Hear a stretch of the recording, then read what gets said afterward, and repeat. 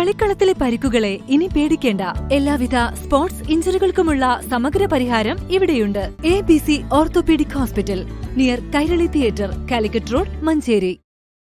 5 വർഷം മുൻപ് മലപ്പുറത്തിന്റെ ആരോഗ്യം കാക്കാൻ മഞ്ചേരി മെഡിക്കൽ കോളേജ് ആശുപത്രിയിലേക്ക് സർക്കാർ 12 സ്പെഷ്യാലിറ്റി ഡോക്ടർമാരെ നിയമിച്ചു. ഇതിൽ ഹൃദയം തുറന്ന് ശസ്ത്രക്രിയ നടത്താനുള്ള കാർഡിയോ തൊറാസിക് സർജൻ മഞ്ചേരിയിലെത്തി. ശസ്ത്രക്രിയ നടത്താൻ സംവിധാനങ്ങളൊന്നുമില്ലാത്തതിനാൽ ഡോക്ടർ മടങ്ങിപ്പോയി.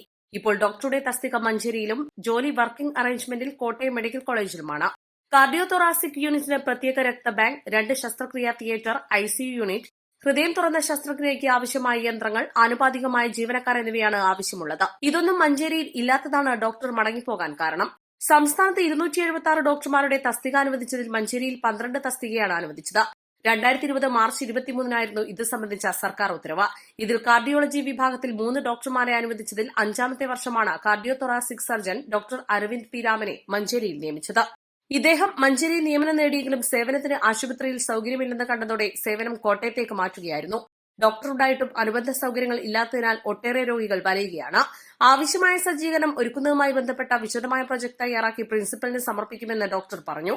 നിലവിൽ കാർഡിയോളജി വിഭാഗത്തിൽ പ്രൊഫസർ, അസോസിയേറ്റ് പ്രൊഫസർ തുടങ്ങിയ സൌകര്യമാണുള്ളത്. കാത്ത് ലാബ്, TMT, ആൻജിയോഗ്രാം തുടങ്ങി പരിമിതമായ സൌകര്യങ്ങളാണുള്ളത്. East line, Manjeri.